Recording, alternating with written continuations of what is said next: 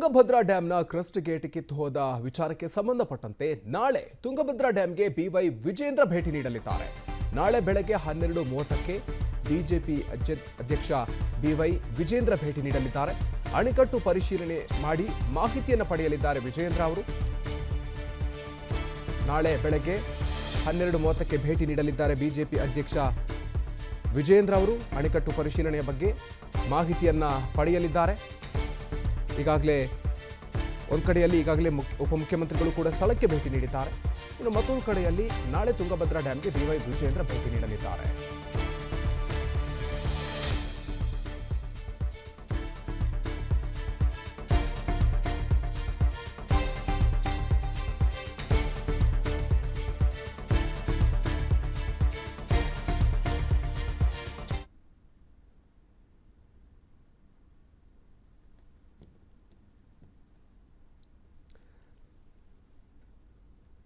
ಇನ್ನು ಈಗಾಗಲೇ ಉಪಮುಖ್ಯಮಂತ್ರಿಗಳು ಸ್ಥಳಕ್ಕೆ ಭೇಟಿ ನೀಡಿದ್ದಾರೆ. ಸ್ಥಳದಲ್ಲಿ ಅಧಿಕಾರಿಗಳ ಜೊತೆ ಪರಿಶೀಲನೆಯನ್ನು ನಡೆಸಿದ್ದಾರೆ.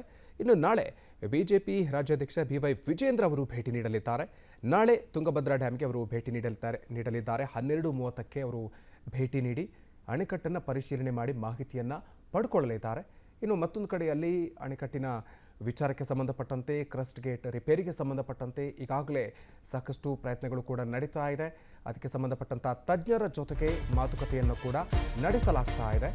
ಇನ್ನು ತುಂಗಭದ್ರಾ ಜಲಾಶಯದ ಕ್ರಸ್ಟ್ ಗೇಟ್ ಡ್ಯಾಮೇಜ್ ವಿಚಾರಕ್ಕೆ ಸಂಬಂಧಪಟ್ಟಂತೆ ಇವತ್ತಿನ ಅನಾಹುತದಿಂದ ಮುನ್ನೆಚ್ಚರಿಕಾ ಕ್ರಮವನ್ನು ಕೈಗೊಳ್ಳಬೇಕು ಅಂತ ಮಂಡ್ಯ ಜಿಲ್ಲೆಯಲ್ಲಿ ಕೇಂದ್ರ ಸಚಿವ ಕುಮಾರಸ್ವಾಮಿ ಹೇಳಿಕೆಯನ್ನು ನೀಡಿದ್ದಾರೆ. ಸರ್ಕಾರ ಸೂಕ್ತವಾದ ಕ್ರಮವನ್ನು ಕೈಗೊಳ್ಳಬೇಕು ಅಂತ ಕುಮಾರಸ್ವಾಮಿಯವರು ಸಲಹೆಯನ್ನು ನೀಡಿದ್ದಾರೆ.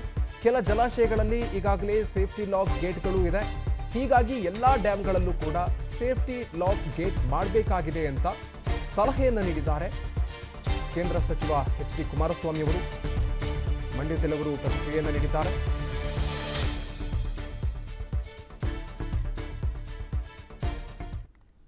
ಒಂದು ಅನಾಹುತ ಏನಿದೆ ಇವತ್ತು, ಯಾವೊಂದು ಹಳೆಯ ಕಾಲದಲ್ಲಿ ಕಟ್ಟಿರ್ತಕ್ಕಂಥ ಜಲಾಶಯಗಳು ಅಂತ ಜಲಾಶಯದಲ್ಲಿ ಇವತ್ತು ಸೇಫ್ಟಿ ಲಾಕ್ ಗೇಟ್ಗಳೇನಿರಬೇಕು, ಆ ಒಂದು ಗೇಟ್ಗಳು ನಿರ್ಮಾಣ ಆಗ್ತಕ್ಕಂಥದ್ದು ಅನಿವಾರ್ಯ. ಇದು KRS ನಲ್ಲೂ ಇಲ್ಲ, ತುಂಗಭದ್ರಾ ಡ್ಯಾಂನಲ್ಲೂ ಇಲ್ಲ. ಅದು ಇವತ್ತಿನ ಒಂದು ಅನಾಹುತದಿಂದ ಬಹುಶಃ ಮುಂದಿನ ದಿನಗಳಲ್ಲಿ ಅದನ್ನು ತಕ್ಷಣ ಕ್ರಮ ತೆಗೆದುಕೊಳ್ಳೋದು ಸೂಕ್ತ ಅನ್ನೋದು ನನ್ನ ಅಭಿಪ್ರಾಯ. ಈಗಾಗಲೇ ನಾರಾಯಣಪುರ ಡ್ಯಾಂನಲ್ಲಿ, ಅಲಮಟ್ಟಿ ಡ್ಯಾಂನಲ್ಲಿ ಆ ಸೇಫ್ಟಿ ಲಾಕ್ ಸ್ಟಾಪ್ ಲಾಕ್ ಗೇಟ್ಗಳು ರಚನೆ ಆಗಿದೆ. ವರ್ಲ್ಡ್ ಬ್ಯಾಂಕ್ನವರು ಆ ಸಂದರ್ಭದಲ್ಲಿ ಕೊಟ್ಟಂತ ಸಲಹೆ ಮೇರೆಗೆ ಅದೇ ರೀತಿ ಬಹುಶಃ ಮುಂದಿನ ದಿನಗಳಲ್ಲಿ ಇಲ್ಲೂ ಸಹ ಆ ಸಾಫ್ಟ್ ಲಾಕ್ ಗೇಟ್ಗಳನ್ನ ಮಾಡಬೇಕು, ಸೇಫ್ಟಿ ಲಾಕ್ ಗೇಟ್ಗಳನ್ನ ಮಾಡಬೇಕಾಗಿದೆ. ಇವತ್ತಿನ ಒಂದು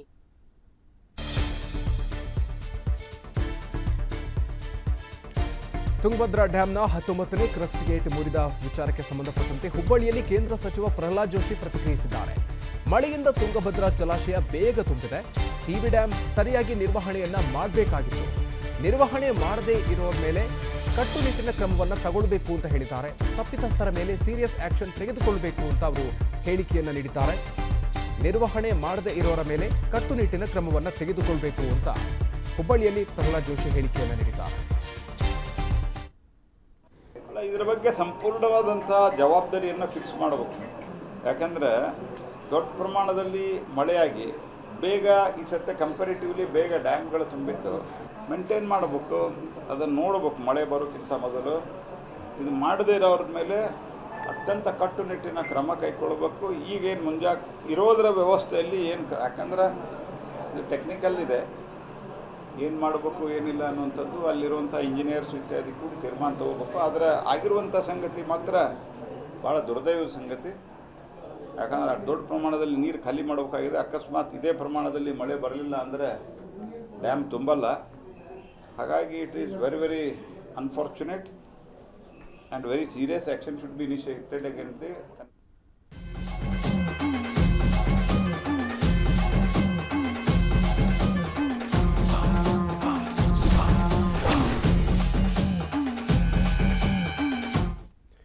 ರಾಜ್ಯದ ರೈತರಿಗೆ ಕುಮಾರಸ್ವಾಮಿಯವರು ಏನೂ ಮಾಡಿಲ್ಲ ಅನ್ನುವಂಥ ಹೇಳಿಕೆ ಡಿಸಿಎಂ ಡಿಕೆ ಶಿವಕುಮಾರ್ ಅವರು ಹೇಳಿಕೆಯನ್ನು ನೀಡಿದ್ರು. ಈ ಹೇಳಿಕೆಗೆ ಸಂಬಂಧಪಟ್ಟಂತೆ ಎಚ್ ಡಿ ಕುಮಾರಸ್ವಾಮಿಯವರು ತಿರುಗೇಟನ್ನು ನೀಡಿದ್ದಾರೆ.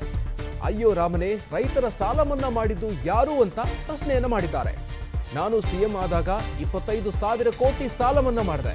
2006ರಲ್ಲಿ ಸಿಎಂ ಆಗಿದ್ದಾಗ 2,500 ಕೋಟಿ ಮನ್ನಾ ಮಾಡಿದ್ದೆ.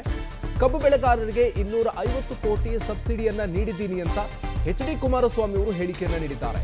ಇನ್ನು ಡಿಕೆ ಶಿವಕುಮಾರ್ನಿಂದ ನನಗೆ ಸರ್ಟಿಫಿಕೇಟ್ ಪಡೆಯುವಂತ ಅಗತ್ಯವೇ ಇಲ್ಲ, ನನಗೆ ರಾಜ್ಯದ ಜನರೇ ಸರ್ಟಿಫಿಕೇಟ್ ಕೊಡ್ತಾರೆ ಅಂತ ಎಚ್ ಡಿ ಕುಮಾರಸ್ವಾಮಿ ಅವರು ಹೇಳಿಕೆಯನ್ನ ನೀಡಿದ್ದಾರೆ. ಡಿಸಿಎಂ ಡಿಕೆ ಶಿವಕುಮಾರ್ ಅವರ ಹೇಳಿಕೆಗೆ ಸಂಬಂಧಪಟ್ಟಂತೆ ಈ ರೀತಿಯಾಗಿ ತಿರುಗೇಟನ್ನು ಕೊಟ್ಟಿದ್ದಾರೆ.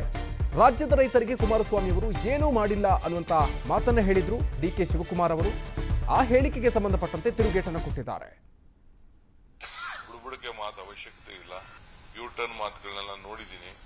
5 ನಿಮಿಷದಲ್ಲಿ ಕೊಡಿಸ್ತೀನಿ ಅಂತ ಹೇಳಿದ ಮಾತು ಕೂಡ ನಿಮ್ಮ ಮಂಡ್ಯದಲ್ಲೇ ಡಿಸ್ಪ್ಲೇ ಮಾಡಿದ್ದೀನಿ.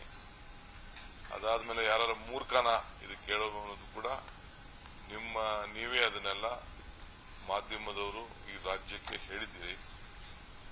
ಕಾನೂನು ನಮಗೆ ರಕ್ಷಣೆ ಕೊಡ್ತದೆ. ಯಾವತ್ತೂ ಅವರೇನು ರೈತರ ಪರವಾಗಿ ಏನಿಲ್ಲ, ಬರೀ ಖಾಲಿ ಮಾತಾಡ್ತಾ ಇದ್ದಾರೆ. ಯಾವುದು ರೈತರ ಪರವಾಗಿ ನಿಂತ್ಕೊಂಡಂತ ಒಂದು ಘಟನೆನೂ ಕೂಡ ಇಲ್ಲ. ಅವ್ರ ಬದುಕಿನಲ್ಲೇ ಒಂದು ರೈತರ ಪರವಾಗಿ ಪಂಚಾಯಿ ಹೊಸದಾಗಿ ಕಟ್ಟಿದ್ದು ಬಿಟ್ರೆ ಇನ್ಯಾವ ರೈತರ ಪರವಾಗಿ ನಿಂತಿದ್ದು ಒಂದು ದಾಖಲೆ ಕೂಡ ಇಲ್ಲ. 25,000 ಕೋಟಿ ಸಾಲ ಮನ್ನಾ ಮಾಡಿದೆ. 2,000 ಅಯ್ಯೋ ರಾಮನೆ 25,000 ಕೋಟಿ ಸಾಲ ಮನ್ನಾ ಮಾಡಿದೆ. 2006ರಲ್ಲಿ 2,500 ಕೋಟಿ ಸಾಲ ಮನ್ನಾ ಮಾಡಿದೆ ರೈತರಿಗೆ. ಕಬ್ಬು ಬೆಳೆ ಬೆಳೆದಿದ್ದು ಮಾರಾಟ ಮಾಡಕ್ಕಾಗದಿದ್ದ ರೈತರಿಗೆ 250 ಕೋಟಿ ಸಬ್ಸಿಡಿ ಕೊಟ್ಟೆ. ಏನ್ ಮಾಡ್ಬೇಕು ರೈತರಿಗೆ? ಇವರೇನ್ ಮಾಡವ್ರೆ? ಇವತ್ತು ಕೋಲಾರದಲ್ಲಿ ಟೊಮೊಟೊ ಬೆಳೆ ಕುಸಿತ ಆಗಿ ರೈತರು ಕಣ್ಣಲ್ಲಿ ನೀರು ಹಾಕಿದ್ರು. ಯಾವನಾದ್ರೂ ಒಬ್ಬ ಮಂತ್ರಿ ಕಳೆದ 10 ದಿವಸದಿಂದ ಆ ಟೊಮೊಟೊ ಬೆಳೆಗಾರರ ಬಗ್ಗೆ ಒಂದು ಕನಿಕರದ ಮಾತಾಡೋದು, ದುಡ್ಡು ಕೊಡೋದು ಬೇಡ. ಕುಮಾರಸ್ವಾಮಿ ಯಾವ ರೀತಿ ನಡ್ಕೊಂಡಿದ್ದ, ಅವರಿಂದ ನಾನು ಸರ್ಟಿಫಿಕೇಟ್ ತಗೋಬೇಕಾ? ಆ ಸರ್ಟಿಫಿಕೇಟ್ ನನಗೆ ಅವಶ್ಯಕತೆ ಇಲ್ಲ, ಜನ ಕೊಡ್ತಾರೆ ಬನ್ನಿ. ಇನ್ನು ಜನಜಾಗೃತಿ ಮೂಡಿಸಲು ನಾವು ಪಾದಯಾತ್ರೆಯನ್ನ ಮಾಡಿದ್ದೀವಿ ಅಂತ ಅರಳಕುಪ್ಪೆ ಗ್ರಾಮದಲ್ಲಿ ಕೇಂದ್ರ ಸಚಿವ ಎಚ್ ಡಿ ಕುಮಾರಸ್ವಾಮಿ ಹೇಳಿಕೆ ನೀಡಿದ್ದಾರೆ. ಕರ್ನಾಟಕದ್ದು ಸದಾಕಾಲ ಸಂಪದ್ಭರಿತವಾದ ಖಜಾನೆ, ಈ ಖಜಾನೆಯನ್ನ ಕಾಂಗ್ರೆಸ್ ಸರ್ಕಾರ ಲೂಟಿ ಮಾಡ್ತಾ ಇದೆ ಅಂತ ಆರೋಪವನ್ನ ಮಾಡಿದ್ದಾರೆ. ಅಭಿವೃದ್ಧಿಗೆ ಖರ್ಚು ಮಾಡದೆ ಹಣವನ್ನ ದುರ್ಬಳಕೆ ಮಾಡಿಕೊಳ್ತಾ ಇದ್ದಾರೆ. ಸಿಎಂ ಕುರ್ಚಿ ಅಲ್ಲಾಡಲ್ಲ, ಕುರ್ಚಿ ಮೇಲೆ ಕೂರುವವರು ಅಲ್ಲಾಡ್ತಾರೆ ಅಂತ ಹೇಳಿಕೆಯನ್ನ ನೀಡಿದ್ದಾರೆ. ರಾಜ್ಯದ ಅಧಿಕಾರದ ಕುರ್ಚಿ ಎಂದಿಗೂ ಕೂಡ ಅಲ್ಲಾಡೋದಿಲ್ಲ, ಭದ್ರವಾಗಿರುತ್ತೆ ಅಂತ ಕೇಂದ್ರ ಸಚಿವ ಎಚ್ ಡಿ ಕುಮಾರಸ್ವಾಮಿ ಅವರು ಹೇಳಿಕೆ ನೀಡಿದ್ದಾರೆ.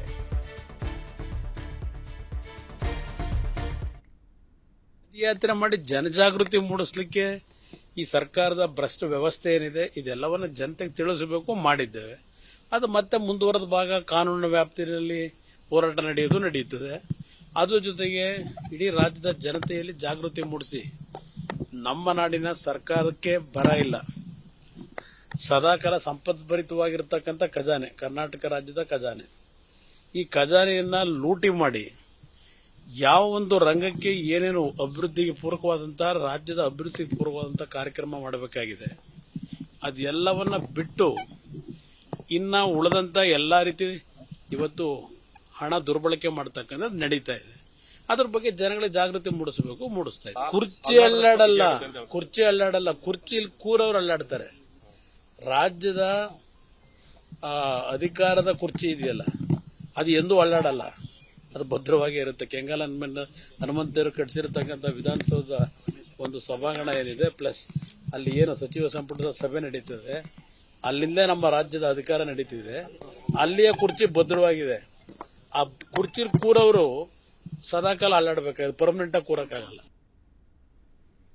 ಇನ್ನು ಕೇಂದ್ರ ಸಚಿವ ಎಚ್ ಡಿ ಕುಮಾರಸ್ವಾಮಿ ಅವರು ಇವತ್ತು ಪಂಚೆ ಕಟ್ಟಿ ಗದ್ದೆಗಿಳಿದಿದ್ರು, ರಾಶಿ ಪೂಜೆಯನ್ನ ನೆರವೇರಿಸಿದ್ರು. ಅದಾದ ನಂತರ ಗದ್ದೆಗೆ ಇಳಿದು ನಾಟಿಯನ್ನ ಮಾಡಿದ್ದಾರೆ ಎಚ್ ಡಿ ಕುಮಾರಸ್ವಾಮಿ ಅವರು. ಅರಳಕುಪ್ಪೆ ಗ್ರಾಮದಲ್ಲಿ ಭತ್ತವನ್ನ ನಾಟಿ ಮಾಡಿದ್ದಾರೆ ದಳಪತಿ. ಮಂಡ್ಯ ಜಿಲ್ಲೆ ಪಾಂಡವಪುರ ತಾಲೂಕಿನ ಅರಳಕುಪ್ಪೆ ಗ್ರಾಮದಲ್ಲಿ ಎಚ್ ಡಿ ಕುಮಾರಸ್ವಾಮಿ ಅವರು ಭತ್ತ ನಾಟಿ ಮಾಡಿದ್ದಾರೆ. ಕೇಂದ್ರ ಸಚಿವ ಎಚ್ ಡಿ ಕುಮಾರಸ್ವಾಮಿ ಅವರಿಗೆ ನಿಖಿಲ್ ಸೇರಿದಂತೆ ಹಲವರು ಈ ಸಂದರ್ಭದಲ್ಲಿ ಸಾಥ್ ನೀಡಿದ್ರು. ಮಹಿಳೆಯರ ಜೊತೆಗೂಡಿ ಭತ್ತ ನಾಟಿ ಮಾಡಿದ್ದಾರೆ ಎಚ್ ಡಿ ಕುಮಾರಸ್ವಾಮಿ ಅವರು. ಮಂಡ್ಯ ಜಿಲ್ಲೆಯ ಪಾಂಡವಪುರದ ಅರಳಗುಪ್ಪೆಯಲ್ಲಿ ಈ ಒಂದು ಭತ್ತ ನಾಟಿ ಕಾರ್ಯಕ್ರಮದಲ್ಲಿ ಎಚ್ ಡಿ ಕುಮಾರಸ್ವಾಮಿ ಅವರು ಭಾಗಿಯಾಗಿದ್ದರು. ಕೇಂದ್ರ ಸಚಿವರಾದ ಬಳಿಕ ಈ ಹಿಂದೆ 2018ರಲ್ಲಿ ಮುಖ್ಯಮಂತ್ರಿಗಳಾಗಿದ್ದ ಸಂದರ್ಭದಲ್ಲೂ ಕೂಡ ಇದೇ ರೀತಿಯಾಗಿ ರೈತರ ಜೊತೆಗೂಡಿ ಎಚ್ ಡಿ ಕುಮಾರಸ್ವಾಮಿ ಅವರು ಭತ್ತವನ್ನು ನಾಟಿ ಮಾಡಿದರು. ಇದೀಗ ಕೇಂದ್ರ ಸಚಿವರಾದ ಬಳಿಕ ಈ ರೀತಿಯಾಗಿ ಭತ್ತವನ್ನು ನಾಟಿ ಮಾಡಿದ್ದಾರೆ. ರೈತರ ಜೊತೆಗೂಡಿ ಎಚ್ ಡಿ ಕುಮಾರಸ್ವಾಮಿ ಅವರು ಈ ಪ್ರಕ್ರಿಯೆಯಲ್ಲಿ ಭಾಗಿಯಾಗಿದ್ದರು.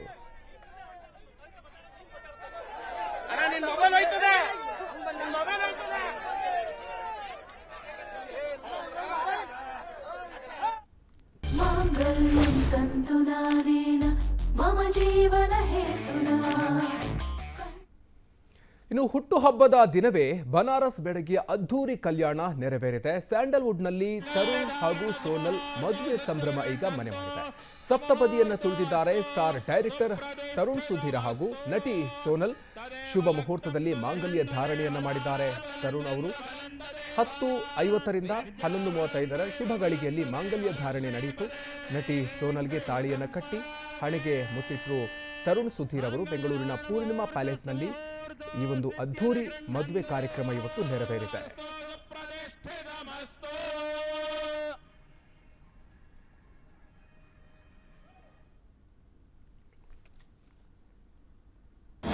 ಅನುಕ್ಷಣದ ಸುದ್ದಿಗಳಿಗಾಗಿ ವಿಸ್ತಾರ ನ್ಯೂಸ್ ಯೂಟ್ಯೂಬ್ ಚಾನೆಲ್ ಸಬ್ಸ್ಕ್ರೈಬ್ ಮಾಡಿ.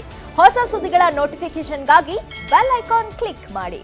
ಲೇಟೆಸ್ಟ್ ಅಪ್ಡೇಟ್ಸ್ಗಾಗಿ www.vistaranews.com ವೆಬ್ಸೈಟ್ಗೆ ವಿಸಿಟ್ ಮಾಡಿ. ಅಂಗೈಯಲ್ಲೇ ಜಗತ್ತಿನ ಸುದ್ದಿ ತಿಳಿಯಲು ವಿಸ್ತಾರ ನ್ಯೂಸ್ ಕನ್ನಡ ಆಪ್ ಡೌನ್ಲೋಡ್ ಮಾಡಿ.